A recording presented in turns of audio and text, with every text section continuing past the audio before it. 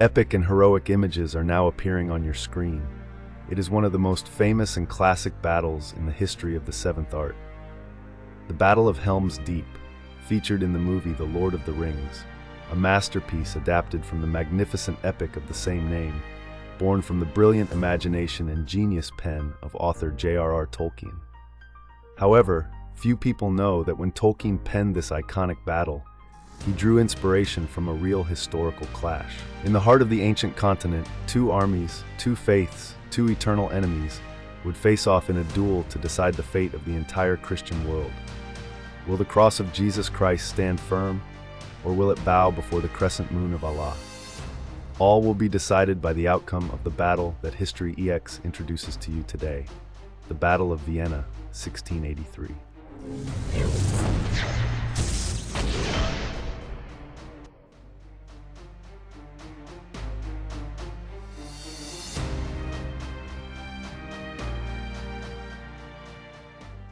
In 1453, the Ottoman Turkish army, under the leadership of Sultan Mehmed II, conquered Constantinople and destroyed the Eastern Roman Empire.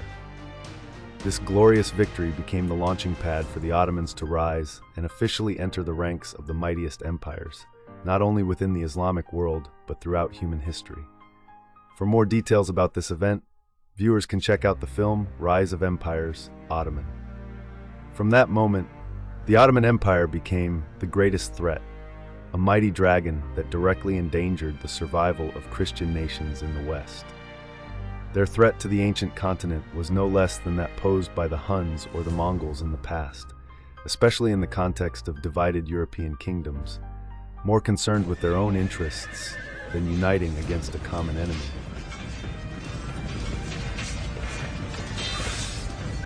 After capturing Constantinople and transforming it into their capital, Istanbul, the Turks set their sights on their next red apple in their ambition to swallow all of Europe. That target was Vienna, the heart of the Holy Roman Empire and the heart of Europe.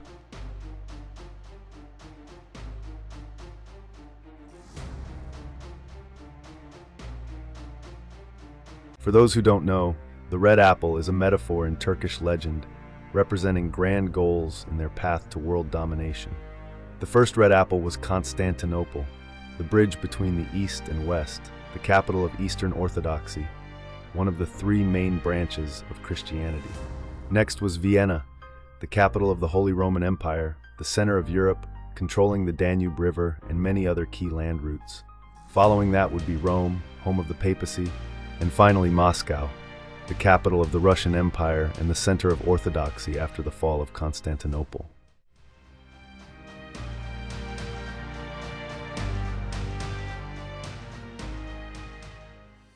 In 1529, the Ottoman Empire made its first attempt to conquer Vienna, with 100,000 Turkish soldiers laying siege for over 2 weeks. However, they could not overcome the defending force, which was just a fifth of their size, and were forced to retreat as winter approached. Over 130 years later, the Ottomans launched an invasion of the Archduchy of Austria, the most important territory of the Habsburg dynasty, rulers of the Holy Roman Empire. This sparked the Austro-Turkish War from 1663 to 1664, culminating in the Ottoman defeat at the decisive Battle of St. Gotthard, forcing them to sign the Treaty of Vassar. This treaty secured peace between the two empires for 20 years. However, during this time, the seeds of war began to sprout. In 1676, Kara Mustafa Pasha, a notorious nobleman known for his fanaticism, aggressiveness, and intense hatred for Christianity, became the Grand Vizier of the Ottoman Empire. After taking office, he began to mobilize the nation's war machinery, repairing and building roads leading to the Holy Roman Empire and transporting military supplies, ammunition, and other resources from across the empire to the western regions and the Balkans. At the same time, the Ottomans provided military support to Hungarian Protestants who were rebelling against the Catholic Habsburgs. With Ottoman support, the rebels quickly gained control of the highlands in Upper Hungary. In 1682, the relationship between the rebels and the Ottomans was elevated to a full alliance. In the same year, peace negotiations to extend the Treaty of Vassar completely broke down, signaling that the Ottoman dragon was once again preparing to devour the red apple of Vienna.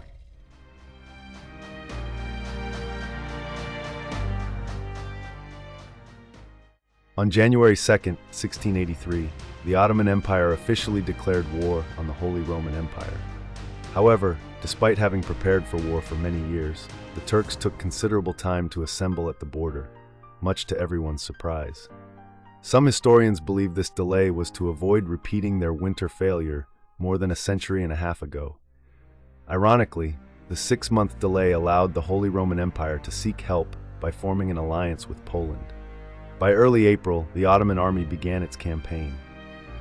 After capturing Rob, Grand Vizier and Commander-in-Chief Kara Mustafa Pasha sent a letter to Sultan Mehmed IV requesting permission to attack the Holy Roman capital, even though the frontier fortresses had not yet been fully secured. His impatience stemmed from the fact that his position as Grand Vizier was precarious, and securing the Red Apple of Vienna for the Sultan would solidify his standing. After 7 days of waiting with no reply, the Ottoman Grand Vizier ordered his troops to march toward Vienna. Upon receiving this intelligence, Holy Roman Emperor Leopold I appointed Count Starhemberg as commander of the city's defense. Then, on July 7th, he and his family, along with 80,000 citizens, fled the city.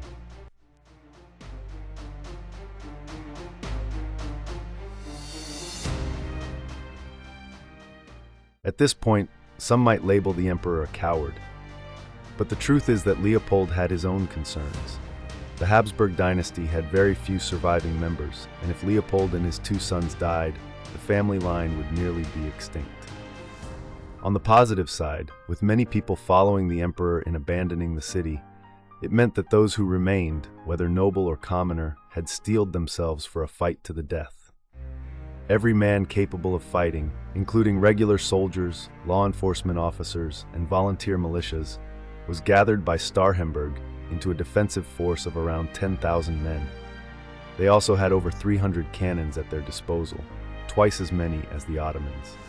Additionally, the empire's top military engineer at the time, Georg Rimpler, worked tirelessly day and night with his laborers to reinforce the defenses, transforming the city into a colossal fortress of earth, stone, and steel. Meanwhile, Duke Charles V of Lorraine, who was also the imperial marshal, had assembled 32,000 troops outside the city, acting as a tactical mobile force. Everything was ready for the decisive battle for the fate of Europe.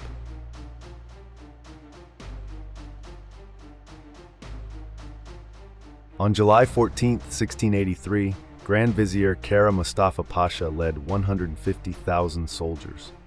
These men were regarded as the strongest and bravest of the Ottoman Empire in the past 150 years, standing before the doorstep of the Holy Roman Empire's heart. Among them were 20,000 Janissaries, the elite warriors of the Turkish forces. However, these soldiers were not of Turkish origin. They were European boys from the Balkans, originally non-Muslim and healthy. These boys were captured as slaves or sent to Ottoman families, forced to convert to Islam, learn the language and customs, and live as Turks. These children then underwent intense military training, turning them into highly skilled, disciplined soldiers with strong unity. They also served as the royal guard unit for the sultans. Many might wonder why the elite soldiers, especially the royal guard, were not native-born Turks. The answer lies in Islamic law, which forbids the enslavement of Muslims. That's a bit of interesting information for our viewers. Now let's return to the main story. On the same day, the Viennese soldiers saw an endless stream of Ottoman cavalry, Janissary sharpshooters, artillery, and supply wagons approaching their city. The news reached King John III Sobieski of Poland. Vienna had called, and Poland would answer. Without delay, he immediately gathered his army and prepared to march to the aid of his allies.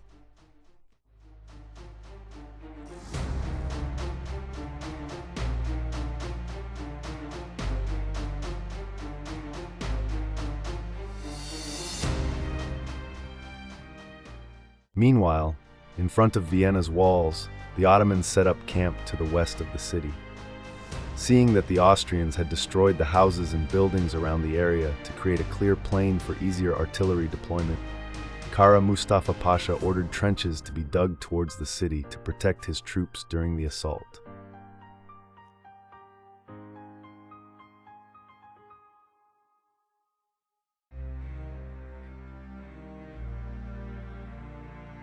On the 15th day, the Grand Vizier sent an envoy with an ultimatum to Vienna, demanding the defenders lay down their arms, convert to Islam, and from then on, pay tribute to the Ottoman Empire.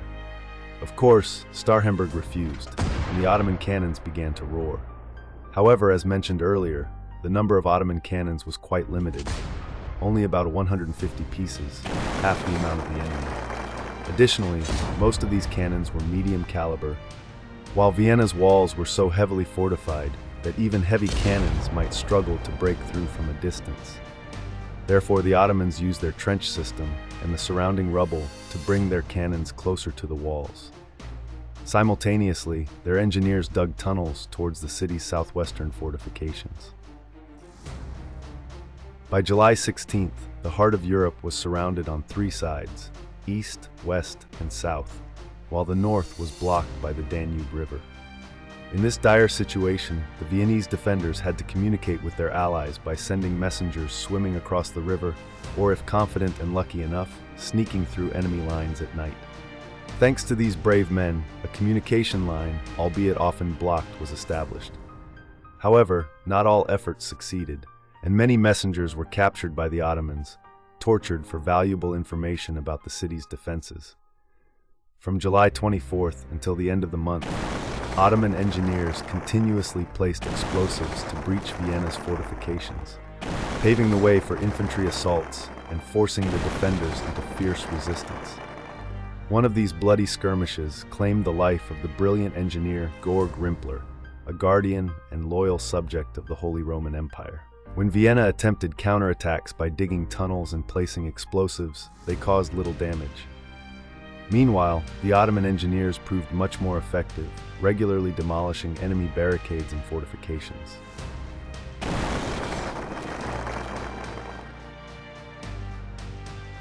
On July 30th, a large explosion allowed the elite janissaries to push forward to the barriers in front of the watchtowers. There, 30 Ottoman cannons were concentrated and destroyed many of Vienna's artillery. However, the city's defenders managed to hold their ground, and the battle was not yet lost. Around this time, Holy Roman Emperor Leopold I was in Passau, Germany, tirelessly seeking aid. Thanks to funds from Pope Innocent X and a budget passed by the Imperial Diet, the emperor was able to mobilize reinforcements from Bavaria and territories across the empire. Upon receiving news of the reinforcements, Duke Charles V of Lorraine, with over 30,000 troops, positioned himself to the northwest of Vienna, awaiting the opportunity for a counterattack. While the Holy Roman side received some positive news, Kara Mustafa Pasha, on the other hand, was under immense pressure. Sultan Mehmed IV had sent a letter questioning the Grand Vizier's decision to attack Vienna, instead of supporting the rebellion in Hungary and securing control of the border fortresses. This letter added a heavy burden on Kara Mustafa Pasha, forcing him to conclude the siege quickly. Additionally, the Ottomans faced food shortages and declining morale due to the prolonged siege. The situation in Vienna was even worse, with food and medicine prices skyrocketing, forcing the city government to impose price controls. Corpses piled high, left untreated, creating a severe risk of disease outbreaks. Despite these hardships, the city's defenders remained resilient, with brave individuals still volunteering as messengers.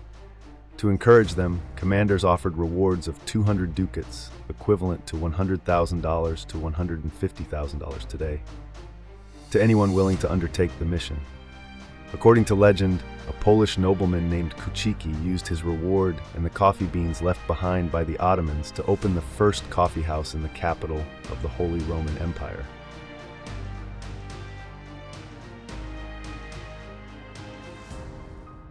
By August 3rd, after endless Ottoman assaults, they had captured most of Vienna's outer fortifications, forcing the defenders to retreat into the watchtowers. The Ottomans expanded their trench system, aiming to cross the moat in front of the walls. In response, Viennese soldiers fortified safer positions within lower-level structures, to fire on the enemy's trenches while using the rubble from explosions to build additional defenses. However, these efforts seemed futile as the Ottomans drew closer than ever. While fierce fighting raged inside the city, a cholera outbreak spread rapidly, killing many. Even General Starhemberg nearly succumbed, but he recovered after 10 days and continued leading the defense. To compensate for the heavy losses due to disease, Starhemberg ordered all able-bodied men, regardless of age or health, to take up arms. Those who disobeyed faced execution.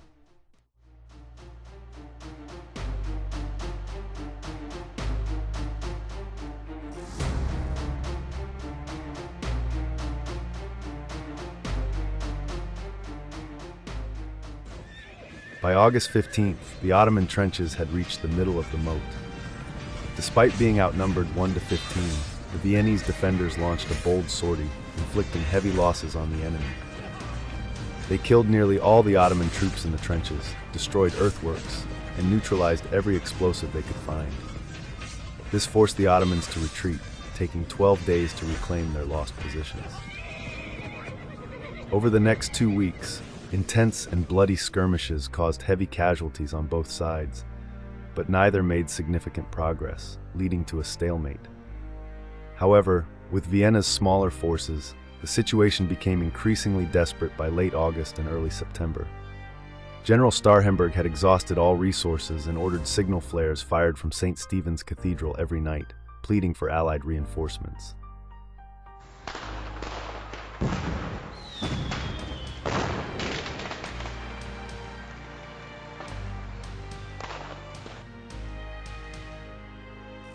But there was no response, and desperation grew among Vienna's defenders. Despite hunger gnawing at them, under Starhemberg's leadership, they continued to fulfill their duty. They built additional defenses behind the city walls and attempted sabotage missions against Ottoman tunnels, though most efforts failed. By September 3rd, Ottoman tunnels had reached 2 to 3 meters beneath the walls, and fierce fighting erupted both above and below ground. Meanwhile, at a town northwest of Vienna, King John III Sobieski of Poland joined forces with Duke Charles V of Lorraine and reinforcements from Bavaria, Saxony, and other Holy Roman territories. A war council was convened, and the Polish king was elected commander-in-chief of the 70,000-strong relief force, later known as the Holy League. While the relief force was rushing towards Vienna, Ottoman explosives destroyed a breach at the base of the city wall, collapsing a watchtower and creating a slope leading up to the top of the wall.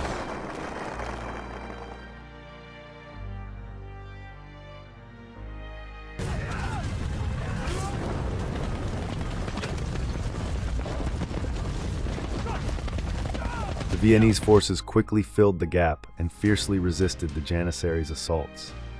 Due to the steep angle of the slope, the Ottomans struggled to launch a full-force attack, becoming easy targets for the Viennese defenders. After 2 hours of fruitless efforts, the Ottoman troops temporarily withdrew. By this point, the strain of continuous fighting had sapped the morale of even the fiercest Ottoman warriors.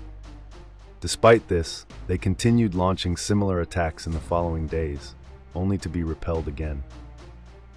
Inside the city, the garrison, reduced to around 4,000 men, fought on to their last breath. The only thing keeping these physically and mentally exhausted soldiers standing was the belief that the relief force was close. On the other side, Kara Mustafa Pasha had also received intelligence about the Holy League and realized that his time was running out.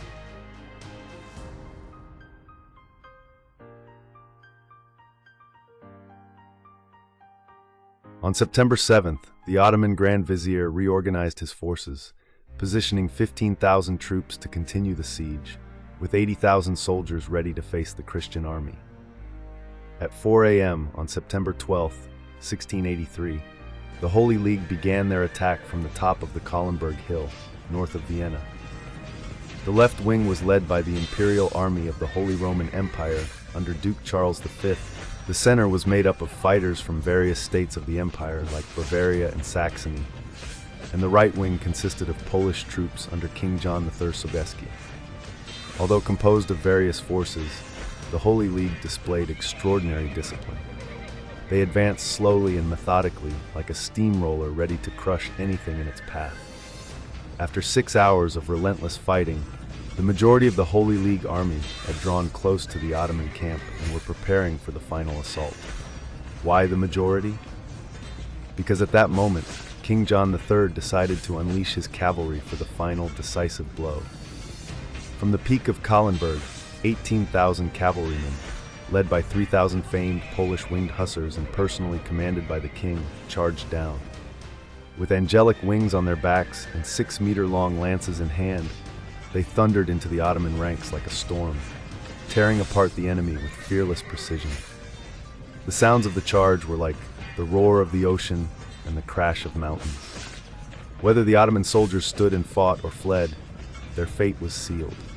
Death awaited them.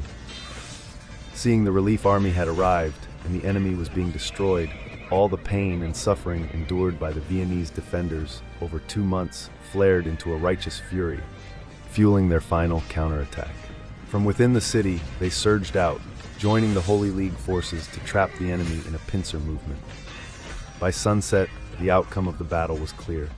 The Ottomans fled in chaos like a broken beehive. Vienna, the heart of the Holy Roman Empire, the heart of Europe, had been saved.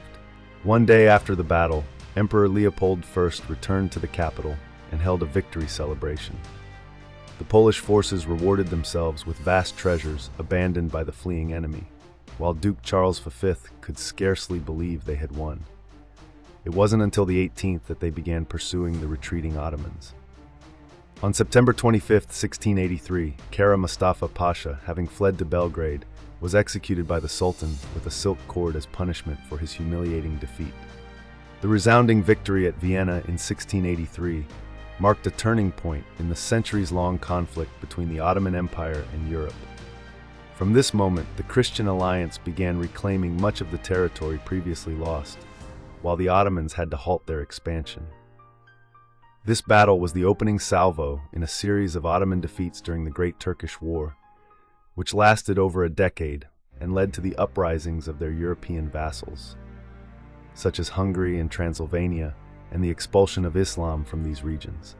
For Poland, the victory of the winged hussars remains an immortal source of national pride. King John III Sobieski became a legendary hero, the savior of Europe.